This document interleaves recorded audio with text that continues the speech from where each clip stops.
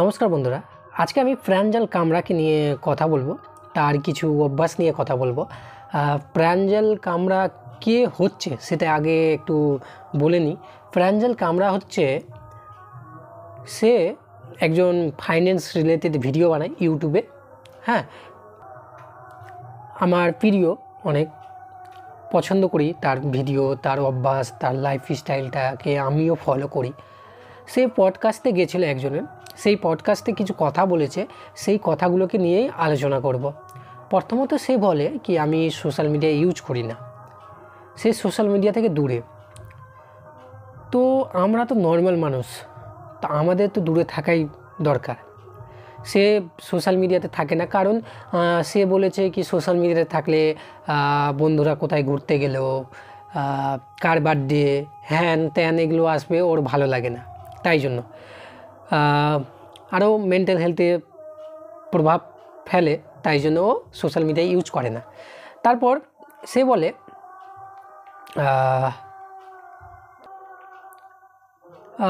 বিভিন্ন রকম খারাপ অভ্যাস থেকে বাঁচার জন্য সে কাজ করে, যেমন কারো চায়ের নেশা লেগে যায়, বা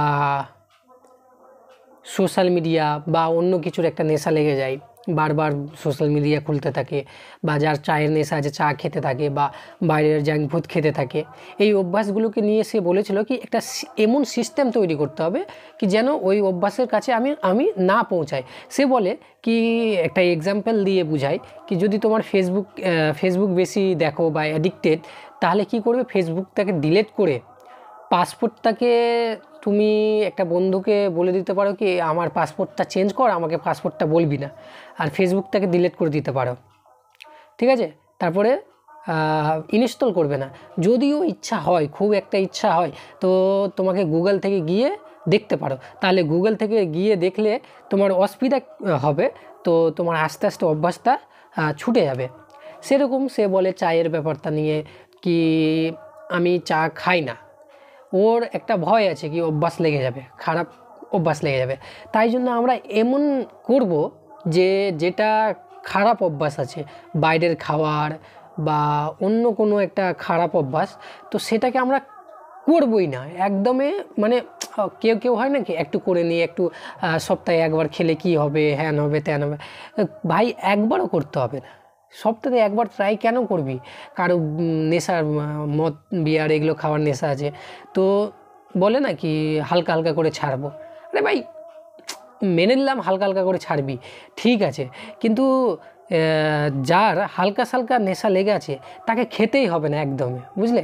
আর যার খুব গভীরভাবে নেশা রয়েছে সেটাকে একটু আস্তে আস্তে আস্তে আস্তে আস্তে করে ছাড়তে হবে। তো সে বলে কি আমি চাই খাই না, চা খেলেই আমার নেশা লেগে যেতে পারে, তাই জন্য আমি চা খাই না, এটা বলেছে। আর তার লাইফের ব্যাপারে আমি বুঝতে পেরেছি যেটা দেখে কি সে অপ্রয়োজনীয় জিনিস থেকে দূরে, যেটা প্রয়োজন আছে সেটাই করে, বুঝলে, অপ্রয়োজনীয় জিনিস থেকে দূরে থাকে। তো এটাই আমি বলছিলাম এর আগের ভিডিওতে মিনিমালিস্ট লাইফস্টাইলে, মিনিমালিস্ট লাইফস্টাইলে এই কথাটা বলা হয়েছে কি যেটা অপ্রিয় জিনিস সেটাকে দূর করতে হবে, যেটা প্রয়োজন সেটাই রাখতে হবে বা করতে হবে। যেটা তোমার ধরো কোনো কাজ আছে প্রয়োজন তো করতে হবে, অপ্রয়োজনীয় জিনিসে টাইম নষ্ট করে কোনো লাভ দেবে না। এই জিনিসটা মিনিমালিস্ট লাইফস্টাইলেও বলেছে।